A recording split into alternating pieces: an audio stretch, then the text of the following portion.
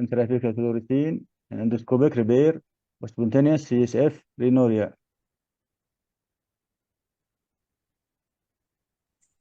Can you see my screen? Yes, perfect. Okay. Good evening, everyone. The topic I'm going to present today is intrathecal fluorescein in endoscopic repair of spontaneous CSF rhinorrhea, our approach. So CSF rhinorrhea means that there is a communication between subarachnoid space and sinonasal cavity.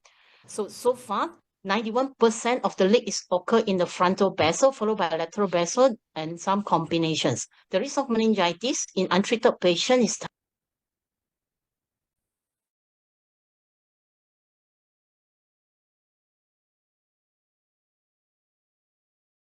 We have lost your voice. We cannot hear you, doctor. Okay. Can you hear me now? Okay. Yes. Yeah, okay. So the endonasal endoscopic repair, according to Vegan 1981, the success rate up to 90%. The goal of surgery is to identify the leakage sites and successfully repair without complication. Therefore, the adjunct of intrathecal fluorescein can be considered. Of course, this is an off-label usage. The safe dose is 50 milligram, and normally we use only 25 milligram. So this is our protocol. First of all, we will get informed consent from the patient and we pre-medication the patient with 10 mg dexamethasone. We put the patient in lateral decubitus position, followed by lumbar puncture and lumbar drain. We'll measure the opening pressure. So we draw 10 cc of CSF and mix together with 25 mg of fluorescein.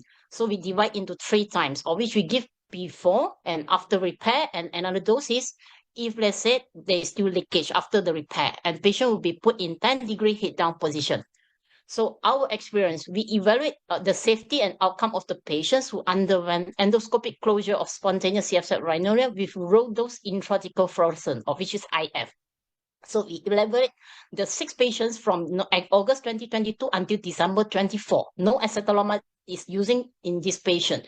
So our result shows that intrathecal fluorescein able to identify defects in all patients. In fact, it detects patients that miss by high HRCT. And the closure is 100% without complication rates as well as recurrent rates. Only 1 patient required Gipishan. So in conclusion, endoscopic repair of CSF rhinorrhea achieved more than 90% of success rate in 2 conditions that we will use, of which is existing imaging cannot identify or fail to identify small and low leak. And operative field is blurred with mucosa secretion or small pool of blood. Although intrathecal fluorescein cannot be recommended as standard practice according to FDA issue, but it can be considered when leakage site is not identified. And low-dose intrathecal fluorescein after pre-medication with steroid is generally safe. This is one of the patients that imaging only identified lateral recessed sphenoid wings leakage.